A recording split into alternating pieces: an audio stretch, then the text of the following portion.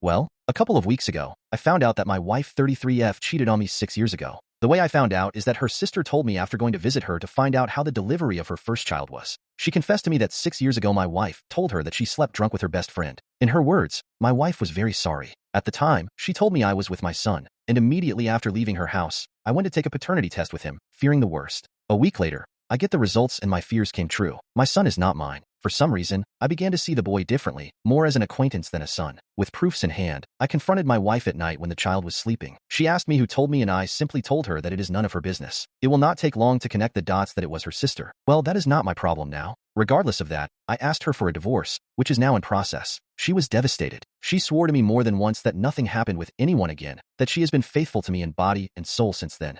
I held back the urge to insult her to avoid complications during the divorce issue, not believing a word she said, mostly blaming the alcohol instead of taking the blame herself. After talking about it, she threatened me saying that she would demand full custody of the child. I was so annoyed at that moment that I told her, okay, I don't want anything to do with something that is not mine.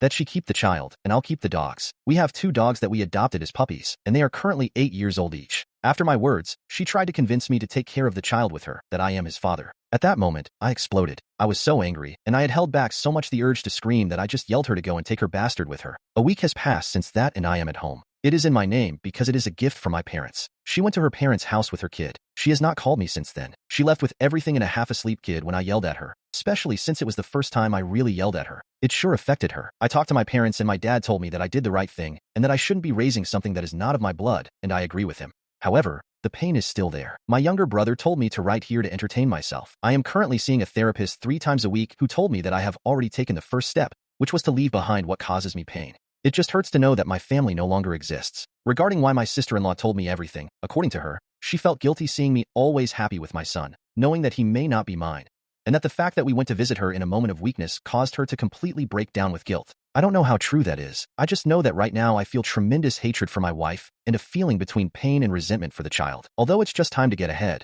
I just hope the divorce goes smoothly. We have separate financiers and properties, and if she really asks for child support, I have proof that it's not mine. According to my lawyer, that's more than enough if she tries a legal process for that. My therapist also recommended that I not see him nor her, that regardless of the child's feelings, I should focus on my own first, that the child is no longer my problem, and the sooner I accept it the better.